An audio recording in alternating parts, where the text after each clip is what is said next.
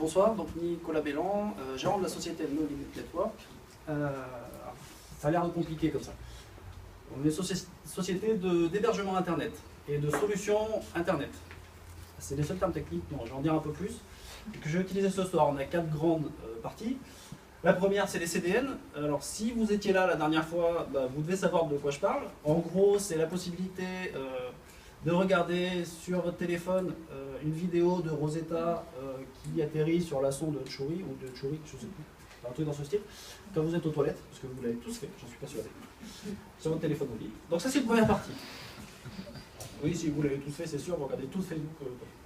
La deuxième partie, c'est l'infrastructure. Je ne vais pas en parler, c'est très compliqué, c'est des tuyaux, c'est l'histoire plombier, voilà, je passe.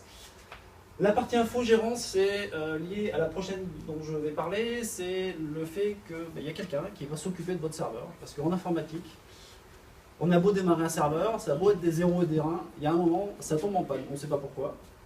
Souvent, c'est parce qu'il y a quelqu'un qui a fait une fausse manip, mais bon, ça tombe en panne.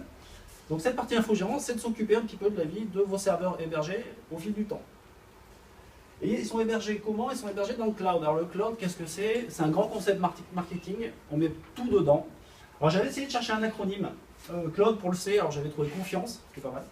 L, la logistique, ça vous permet de finalement de ne pas gérer du matériel, mais d'avoir quelque chose de plus immatériel, de prendre une location de puissance de machine. Le O, c'était l'organisation, ça vous aide dans votre organisation de tous les jours. Le U, j'ai pas trouvé, et le D non plus. Voilà. J'ai cherché. Alors je vais vous raconter une histoire de comment et à quoi ça sert le cloud. Alors tout à l'heure, le coiffeur faisait sa présentation d'élus ou de candidats en tout cas. Alors cette année je ne l'ai pas fait, mais j'ai eu l'occasion de travailler pour l'agence France Presse et en particulier le soir des élections, le soir des résultats des élections, alors présidentielles, régionales et municipales. J'ai fait les trois. Alors vous vous en rendez pas compte quand vous regardez votre carte et que vous avez les résultats de qui a voté quoi dans votre commune. Vous avez l'impression que c'est automatique.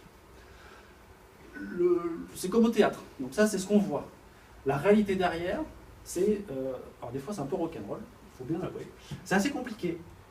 Parce que vous avez, typiquement l'agence France Presse, qui commande un résultat pour le soir de l'élection.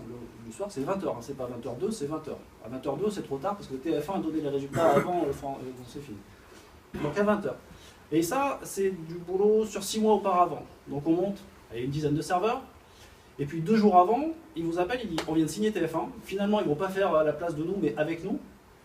Et alors là, vous vous dites, ok, alors TF1, 20h, dimanche soir, là c'est mort, 10 serveurs, c'est pas la peine, il faut en passer 20. Alors 20, si vous avez du serveur physique, vous appelez votre fournisseur, donc déjà, 2 jours avant, c'est vendredi, 18h en général, pour que ça soit livré, installé, que ça fonctionne à 20h le dimanche soir, c'est mort. C'est clairement, c'est pas possible. Donc là, les solutions cloud vont vous permettre de dire, ok, pas de souci, je démarre 10 serveurs plus. J'ai des solutions qui permettent de garantir de la bande passante.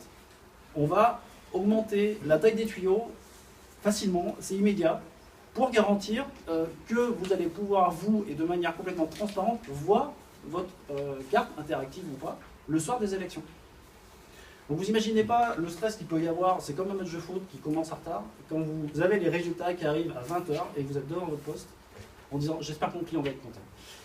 Et 2 jours après, quand il vous appelle et qu'il vous dit ça s'est super bien passé, et là on est ouais, ça c'est bien. Et donc à chaque fois, même toutes les fois que je l'ai fait, ça s'est toujours passé comme ça, et c'est quand même un grand soulagement. Donc le cloud ça sert à ça, et c'est ça ce qu'on fait pour nos clients, c'est de les soulager. Voilà, merci.